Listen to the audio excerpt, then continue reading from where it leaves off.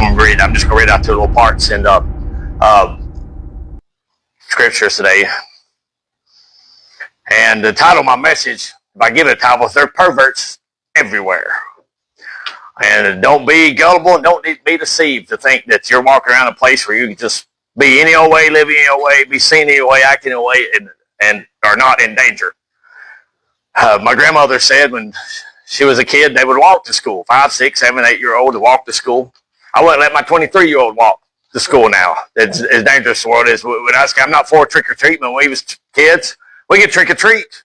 You didn't have to worry about getting razor blades and dope and whatever, invitations to pedophiles' house or something, telephone numbers like you would today. So everybody goes to churches where churches shouldn't even have it anyway.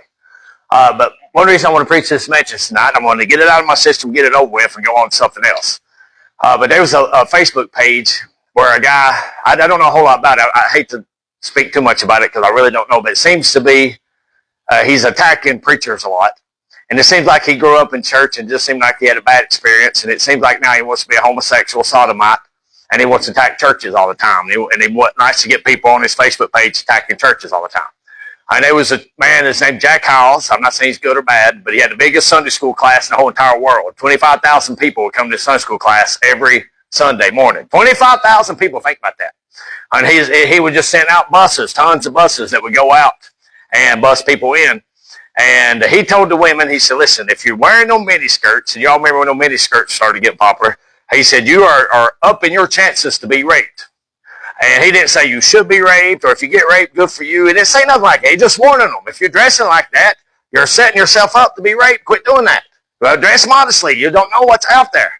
So they're attacking him and talking about him like a dog. And the evil man, he's Hitler, he's everything. And I made a comment. I said, listen, he's right. If you dress half naked and you get around wrong people, your chances of getting raped is a lot higher than it is if you dress modest.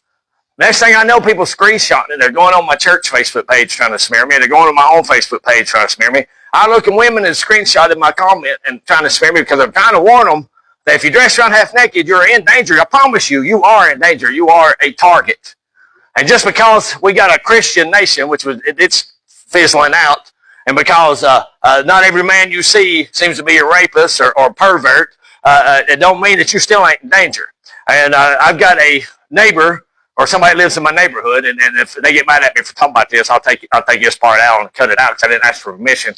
But she was on TikTok, and she had a big TikTok following.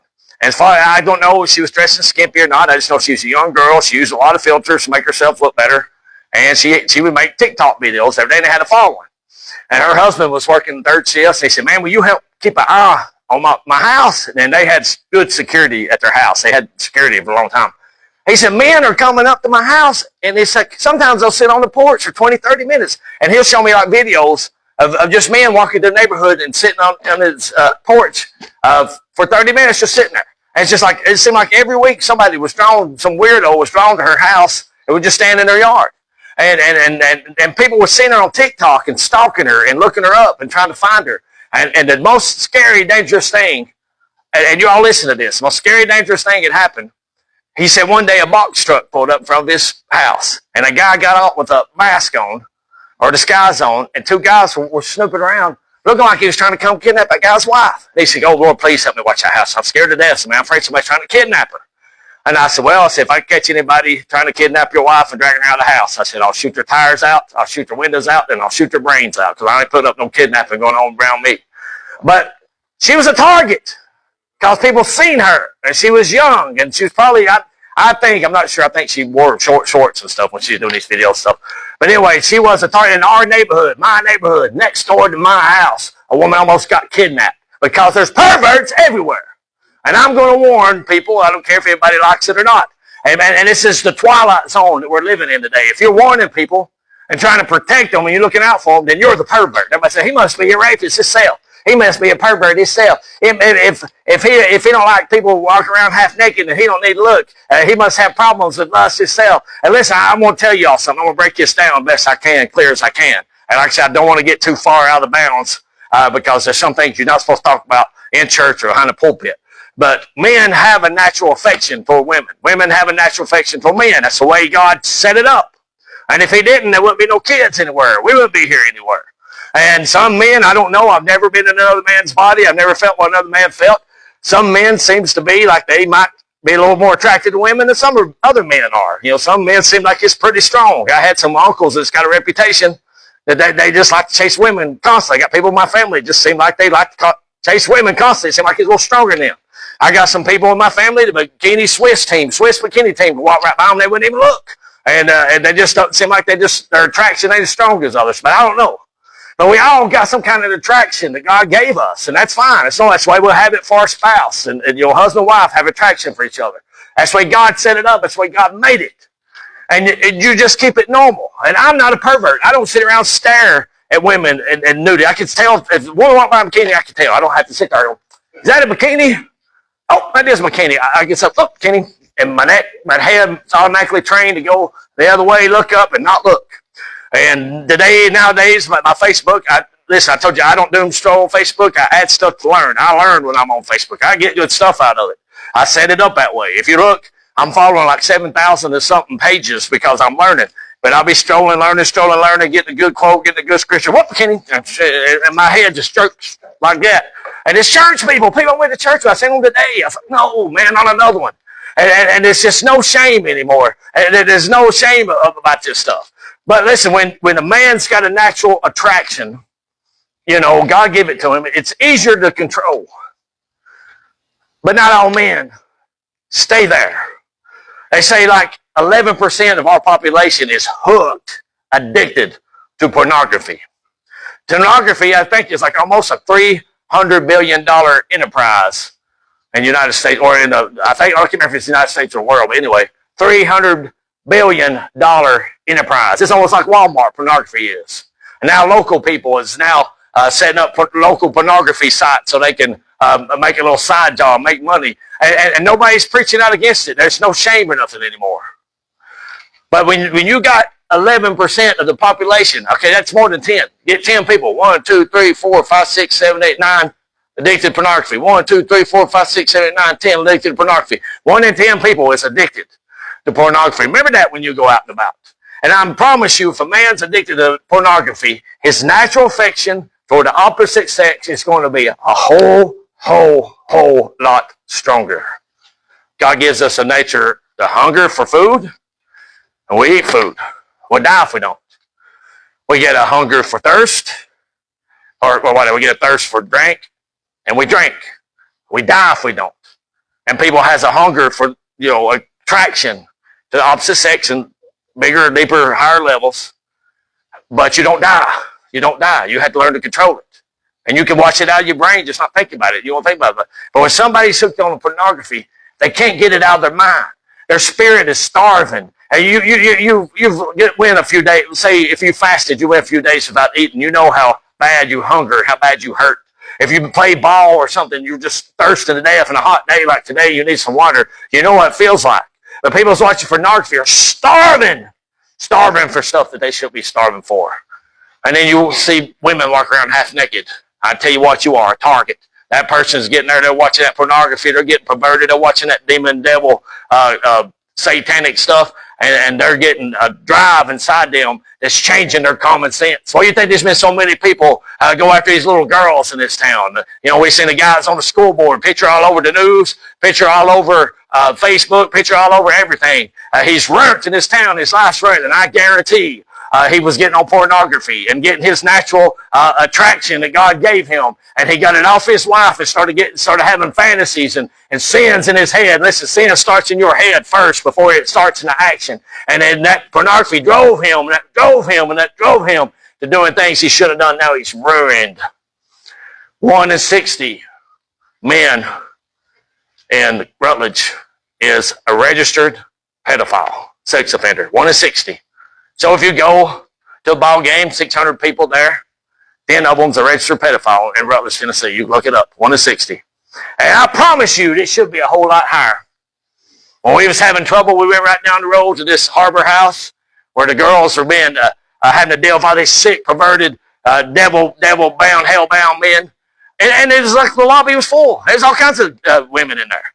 And they was like, yeah, so-and-so sent my daughter a naked picture. So-and-so sent my daughter this. And And I asked the women, man, is it busy like this? I was like, yeah. But you know, they don't register everybody that's a pedophile on the registry list, because if they did, nobody'd want to come to Rutledge. If they did, they'd lose government money. If they did, we'd be the laughing stock of the whole country. We call it perverts. So they only arrest one every now and then and put them on the list every now and then just to keep it on there. They're the most protected class of the United States of America. The jail people tell you that. Jail people, they tell them. They say, if you attack any of these pedophiles coming here, you get 10 years added to your time. Now, why is that? Or why are they so protected? I tell you, we're living in a devil-bound, perverted, evil society. There's perverts everywhere. And you know, they say, well, the argument is, well, what's wrong with dressing skimpy? You know, they shouldn't be looking anyway. Well, that's true, they shouldn't be looking anyway. But why do you want to make a man contribute a man to lust for, or a woman to lust for? Why do you want to contribute to them committing adultery and being hell-bound? That's what I'm going to read this real quick in Matthew chapter 5. Okay. I had it marked with it. Let's see. Okay. Verse 27, Matthew 5:27. You have heard that it was said to them by old time, thou shalt not commit adultery. But I say unto you, that whosoever looketh on a woman to lust after her, have committed adultery with her already in his heart. Now I said 11% of people is addicted to pornography. That's just addicted. I'm not talking about people that watch. It's like 60, 70% of people watch it regularly. So I tell you, there's a lot of adulterers out there, ain't they? And I tell you, we can read what happens to them here in a minute. And if the right eye offend thee, pluck it out, and cast it from thee. For it is profitable for thee that one of thy members should perish, and not the whole body should be cast into hell. So that adultery that these people sitting there, like I said this morning, they're told, man, you said your prayer, you can do whatever, you got a license to sin, you still pop into heaven, even though Jesus said the opposite. Man, these churches that we're seeing every day, where people in the churches are molested some kid or trying to meet up with some child, and I tell you, they're in churches around here too. I've heard too many stories about it, and I tell you, we got to be on guard and we got to be careful. The perverts are everywhere. The pornography is almost in everybody's homes. Everybody's got access to it. Kids have got access to it. Old people's got access to it. We got it in our hands constantly on our phones, and we got it on the privacy of our home on the internet. Used to, you'd have to go, and I worked at a store one time that sold dirty books, and I shouldn't have, and I wasn't the one selling them, the store was, but I had to ring them up. And you wouldn't believe the men that would go back there and look at them things. Prominent men, preachers, everybody would go back there and look at them dirty books. And I'm like, man, you know, them things, they'd be burnt. There's nothing that's hurt our society worse than pornography, I don't believe. But yet, it should be banned. It should be 100% banned. It's so good for nothing. The rapes, I didn't got the perfect statistics on it. The rapes are high. And I do got the statistics. 1 in 10 people have been molested. 1 in 10 people have been molested in the United States of America. You count to 10. 1, 2, 3, 4, 5, 6, 7, 8, 9 molested. 1, 2, 3, 4, 7. And listen, what's the rate of addicted to porno? 1 in 10. What's the child molester rate? 1 in 10. So you get these perverts, they get perverted in the mind and they're hooked up on pornography, and then they go after kids. And then now it's popping up in churches everywhere, and people are scared to go to church anymore. It's ruining us. It's making us look stupid. Listen, there's perverts everywhere. And they're attacking the preachers, just trying to tell the women, cover up your body, cover up. Jesus said cover up. The Bible says cover up your body. But verse 30, the right hand thing thee, cut it off, cast it from thee. For it's profitable thee that one of thy members should perish, not thy whole body should be cast into hell. Okay, that's it for that one. But then if you would turn me 1 Corinthians 6. And I heard a preacher one time in Johnson City. He said, listen, guys, watch your eyes. Women can see your eyes. They watch where your eyes go. Especially if you're wild-eyed. You know, some people are wild-eyed. So keep your eyes where they're supposed to be. And women dress where they don't have to fight to keep it where it's supposed to be. I remember one time I said this at my old church. I don't know if the kids and stuff said it. Dave wasn't there. But like I went to visit a church one time. And I sat on the second row. The whole front row filled up with women in yoga pants. And with their shirts tugged in. So the whole time I'm just going like this, you know, trying not to look. I had yoga pants women in front of me. And now the yoga pants getting even worse. And that's why I'm trying not to get out of bounds. But now they're worse. The worse. Yoga pants are worse than they used to be. And then people can just wear it out in public. Nobody thinks nothing about it. It's sin. It's shame. It's awful. You watch the Olympics and stuff. They got the women on there naked. Half-naked G-string stuff, running and jumping and doing all their stuff and swinging on. Why do they make them dress like that? To get perverted men to watch it, because this stuff's boring. Nobody wants to watch it unless you got a bunch of naked women there? Why did the cheerleaders have to wear G-strings under them skirts? Why can't they cover their thighs up like the Bible said? Because some pervert come up with the idea they need to wear underwear under that stuff. I tell you, it's a sin, it's evil, it's wrong. Preachers need to start preaching against it. There's perverts everywhere. And I'll give you a little argument here. It's like, I remember Tyler as a little kid, man. I bet he wasn't 3 or 4 years old. And the movie Mask come out that had Cameron Diaz in it. And Tyler walked by. I mean, he probably still in diapers. He goes, whoa. He goes, hubba, hubba, woo. And it was Tyler a pervert, 3-year-old kid? No, it's just a good-looking woman there. You say, Mom, you was a kindergarten teacher. Are the kindergartners perverts? No, they're not perverts. They're just little kids. But I bet if a woman walked in a kindergarten classroom bikini on, I bet all the boys like, whoa, look at that. They're not perverts. They're not rapists. But it does something to people when you walk around them half naked like that. Imagine a church right now, somebody here walked here in a bikini on. It'd be shocking, wouldn't it? And all the men would have to go like that, and the women be going, or whatever. They'd be doing something, putting a towel on her. So we put towels on people. We kept blankets at Faith Room. They come in dressed like that. We very kindly and nicely, depending on how long they've been there, and if they know any better, wrap them up with a towel. Like, man, you don't need to come in here with Daisy Dukes on. You don't need to come in here dressed like that. That's very ungodly. I remember when I was a real little kid, a lot of women got heat just wearing shorts, period. Like, you don't need to be wearing shorts. And so they seen, if it starts with shorts, it's going to get worse, worse, worse. I don't know how much further away we can get from decency. Now, everybody keeps pushing the boundaries and keeps pushing the boundaries and keep pushing boundaries. There's going to be people naked walking around. And there already are people naked. The gay pride parades, almost every single one of them has people walking around pure butt naked. Pure butt naked. Easiest thing in the world proved. They walk around naked almost every gay pride, especially if you go out west. And little kids be sitting on the side, waving little gay pride flags, sodomy flags, while naked men, naked women's walking down the street. And I tell you, that's how the devil's trying his best to get it here, trying to get it that way everywhere. You remember Hooters, the restaurant Hooters? I remember somebody wanted to have a meeting there, and I wasn't real close to God then. It was when I had the wrestling. And I remember when I went there, I said, man, this food is horrible. Why does everybody always want to meet here? And they said, because of the waitresses. Because the waitresses were wearing orange Daisy Dukes and kind of tight shirts. And you know what? That was shocking back when they started. I think they started in the 70s, 80s, whatever. I remember seeing the 80s, 90s. That was shocking. Men like to go, perverted men, dirty-minded men like to go to a restaurant where a woman's dressed not so modest. I don't know the proper word. It'd probably be nice. But not modest at all. Now, they dress like that everywhere. And what happened to Hooters? They lost their niche. They was known as the place to go to see women dressed scantily clad. Now, you go to Walmart and see them scantily clad. Now you can go to down home over here and probably see them scantily clad. You go here to Grizzly and see them scantily clad. So Hooters like, man, we don't have an niche no more. Everyone was dressed like a Hooters girl now. I tell you what, shame, shame, shame.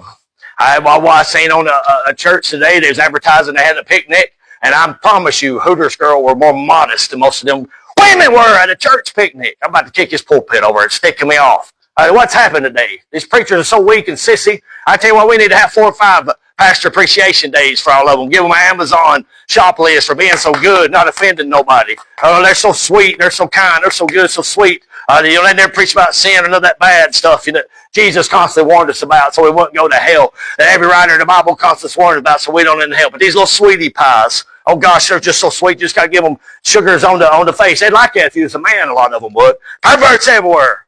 Perverts everywhere. Let's read 1 Corinthians 6 real quick. 1 Corinthians 6, 19 through 20.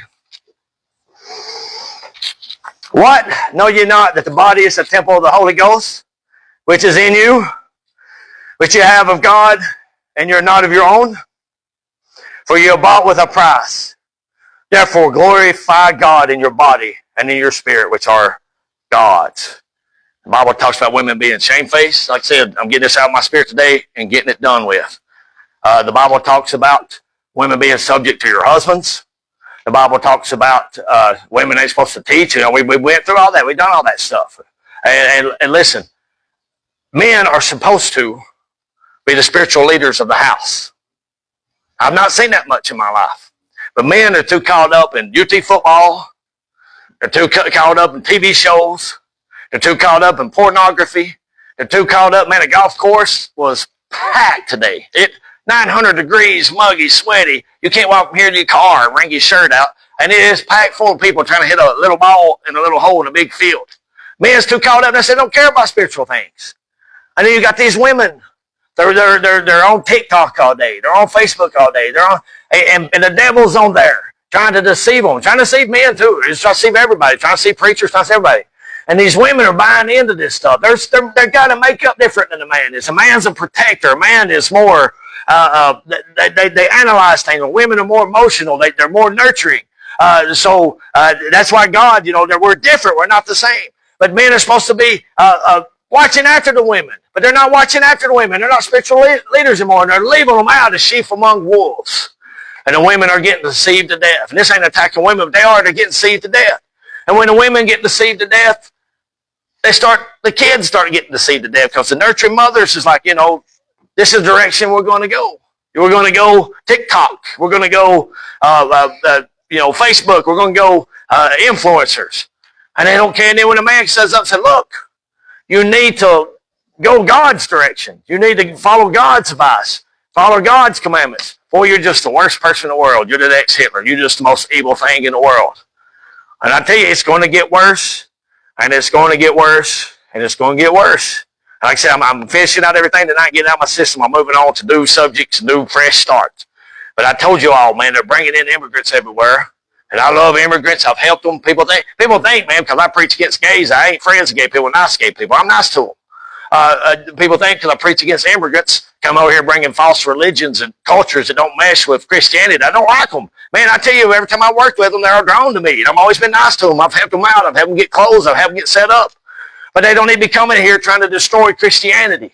And Europe right now, the rate has skyrocketed because they've let all these immigrants come in, especially Muslims, come in and rape the far out of everybody. And they won't do nothing. The police won't do nothing about it. Police ain't going to do nothing about it here either. They ain't going to do a thing about it here. We done learned that. We done been there and done that. And now you go to Walmart, pretty much anywhere now, you start seeing the hijabs. The Muslims are pouring in.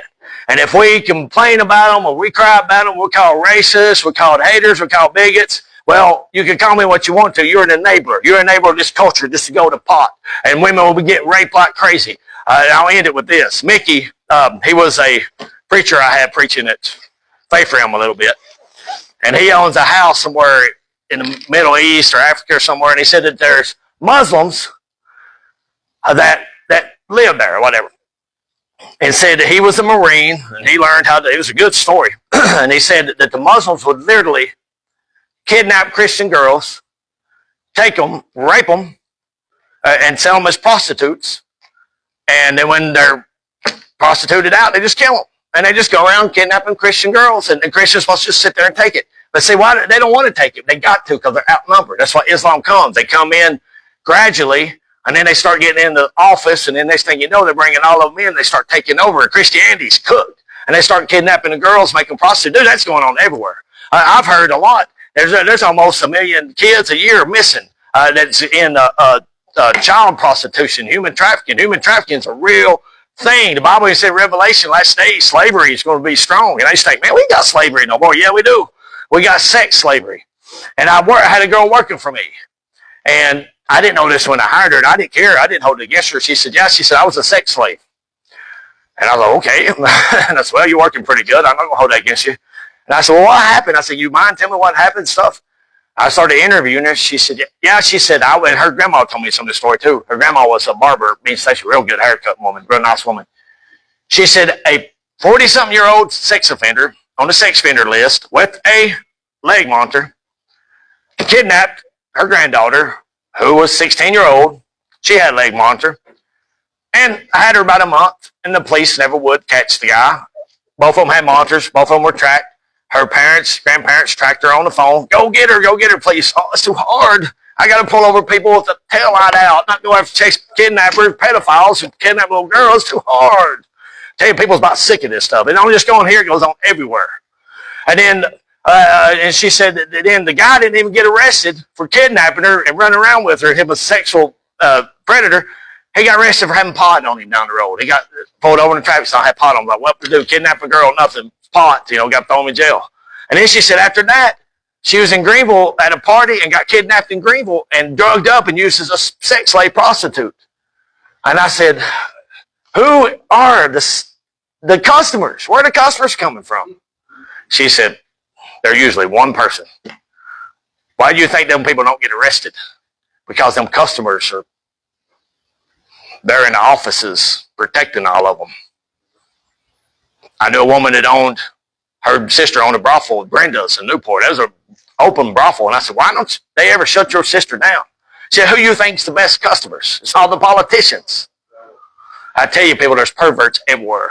Get your clothes on. Quit walking around naked. Quit disrespecting God and disrespecting self. Your body's the holy temple of the Holy Ghost.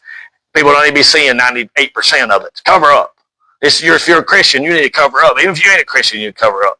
The Hooters girls, I swear, I got 2 or 3 on my Facebook page I'm friends with. I didn't add them because they're Hooters girls. I added them because one of them's a daughter of my best friend. One of them was, she actually come to Play Freedom Church before. She's a former Hooters girl. And I'm telling you, yeah, they're immodest, but they're on par or a little bit better than most Christian women are on Facebook today. That's a shame. That's a shame. I'm telling you, I'm sick of it. I'm sick to death of it. I'm about to puke. I'm done, Jeff. You want to turn me off. Now, I got that out of my system. Unless they keep poking the bear, I'm done. I'm going on to something else.